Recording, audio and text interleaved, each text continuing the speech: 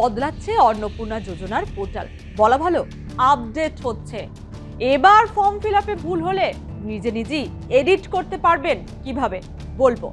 এই ভিডিওতে জানাবো কাদের ফের নতুন করে ফর্ম ফিল আপ করতে হবে, সত্যি কি বাড়ি বাড়ি ভেরিফিকেশন হবে, অযোগ্যরা টাকা পেলে আর তা প্রমাণিত হলে প্রকল্প থেকে বাদ যাবেন, তাদের বিরুদ্ধে নাকি আইনি পদক্ষেপ নেওয়া হবে। অন্নপূর্ণা যোজনা নিয়ে এরকমই নতুন কি কি তথ্য উঠে এলো বলবো এই ভিডিওতে। স্কিপ না করে ধৈর্য ধরে দেখতে থাকুন এই ভিডিও। অন্নপূর্ণা যোজনার ফর্ম ফিল আপ এখনো চলছে, পুরো আগস্ট মাস পর্যন্ত রয়েছে সুযোগ। নতুন যারা ফর্ম ফিল আপ করছেন তাদের জন্য সুখবর। ফর্ম ফিল আপ করতে গিয়ে যদি ভুল হয় তা আপনি নিজে নিজে এডিট করে ঠিক করতে পারবেন। নাম অথবা আধার নম্বরের মতো গুরুত্বপূর্ণ তথ্যে ভুল থাকলে তা এডিট করা যাবে। সেই অপশন যুক্ত হয়েছে অন্নপূর্ণা যোজনার পোর্টালে। এডিট করার পর সাবমিট করলেই ফের সঠিক আবেদন সাবমিট হয়ে যাবে। এবার থেকে অনলাইনে অভিযোগ ও আপত্তি জানানোর সুবিধা থাকছে। অভিযোগের নিষ্পত্তি হবে 15 থেকে 1 মাসের মধ্যে। বাতিল হওয়া আবেদন খতিয়ে দেখছে রাজ্য সরকার। অফলাইনে আবেদনও ডিজিটাল করা হচ্ছে। আর এই সমস্ত সুবিধা পাওয়া যাবে অন্নপূর্ণা যোজনার নতুন পোর্টালে। জানেন কি, অযোগ্য কোনো প্রাপক অন্নপূর্ণা যোজনার সুবিধা পেলে টাকা ফেরত দিতে হতে পারে। একদমই ঠিক শুনেছেন, সরকারের পক্ষ থেকে টাকা ফেরত নেওয়া হতে পারে। মন্ত্রী অগ্নিমিত্রা পাল জানিয়েছেন, অন্নপূর্ণা যোজনার টাকা বণ্টনের সময় তা পুঙ্খানুপুঙ্খভাবে অ্যানালিসিস করা হচ্ছে। সেক্ষেত্রে ফের অনেকের নাম বাদ যেতে পারে।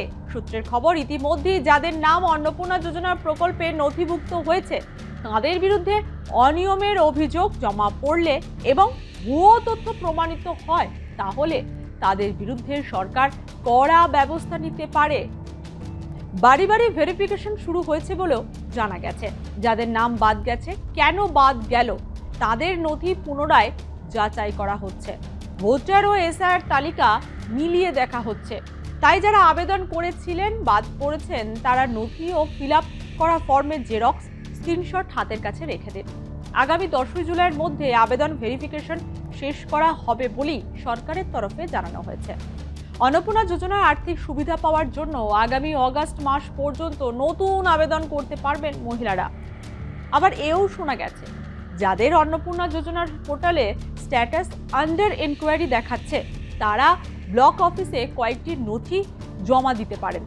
স্ট্যাটাসের প্রিন্ট কপি, ভোটার বা পরিচয়পত্রের জেরক্স, আধার কার্ডের জেরক্স, ব্যাংক অ্যাকাউন্টের বিবরণ। কি রে, তোর বেশ র্যাশ হয়েছে দেখছি। হ্যাঁ রে, কি করবো বলতো, র্যাশগুলো কিছুতেই কমছে না। অনেক কিছু ইউজ করলাম তবুও কমছে না। আমার মনে হয় তোকে কোনো একজন ভালো ডার্মাটোলজিস্টের কাছে দেখানো উচিত। তুই ঠিক বলেছিস, কিন্তু কোনো ভালো ডার্মাটোলজিস্ট থাকলে একটু সাজেস্ট কর না প্লিজ। এই তোর তো একবার র্যাশ হয়েছিল না? তুই কোথায় দেখিয়েছিলিস? তুই একবার গৌরীদেবী হসপিটালসে দেখাতে পারিস, ওখানে ভালো এক্সপিরিয়েন্স ডার্মাটোলজিস্ট আছে। আমারও সেম প্রবলেম হয়েছে, এখন ওখানে ট্রিটমেন্ট নিয়ে আমি এখন ঠিক আছি।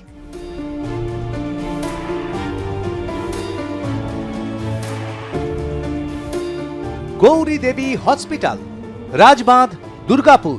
যোগাযোগ 8001003333, 8001113333।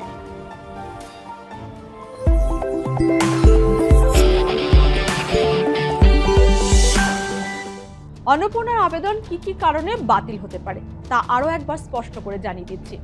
রাজ্য সরকার জানিয়েছে, লক্ষ্মীর ভান্ডার প্রাপকদের ওপর একটি সমীক্ষা চালানো হয়। সেখানে দেখা গিয়েছে প্রায় 27 লক্ষ উপভোক্তা অভারতীয়, কারোর নাম মুছে ফেলা হয়েছে তালিকা থেকে। এই তালিকায় মৃত সুবিধাভোগী, অন্যত্র চলে যাওয়া সুবিধাভোগী এবং এমনকি একাধিক অ্যাকাউন্টে টাকা পাচ্ছেন এমন অনেকেই ছিলেন। তাদের নামটাই বাদ গেছে। রাজ্যের স্বাধীন দায়িত্বপ্রাপ্ত মন্ত্রী মালতী রাভা রায় জানিয়েছেন, সামান্য ভুলের কারণে যাতে কোনো যোগ্য আবেদনকারী প্রকল্পের সুবিধা থেকে বঞ্চিত না হন সেদিকে বিশেষ নজর দেওয়া হয়েছে। যাদের আবেদনপত্রে ছোটখাটো ত্রুটি রয়েছে তাদের আবেদন বাতিল না করে পুনরায় যাচাই করা হবে। প্রশাসনের আধিকারিকরা প্রয়োজন হলে বাড়ি বাড়ি গিয়ে আবেদনকারীদের তথ্য ও নথি মিলিয়ে দেখবেন। আগামী 10 জুলাইয়ের মধ্যে আবেদন যাচাইয়ের কাজ শেষ করার লক্ষ্য নেওয়া হয়েছে।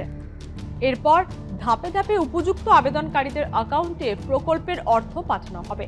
একই সঙ্গে যারা এই আবেদন করতে পারেননি তাদের জন্য সুযোগ রাখা হয়েছে। আগামী অগাস্ট মাস পর্যন্ত অন্নপূর্ণা যোজনার নতুন করে আবেদন করা যাবে। যারা রিজেক্ট হয়ে গেছেন ইতিমধ্যে, তারা যদি যোগ্য আবেদনকারী হন তাহলে আবার নতুন করে ফর্ম ফিল আপ করতে পারেন।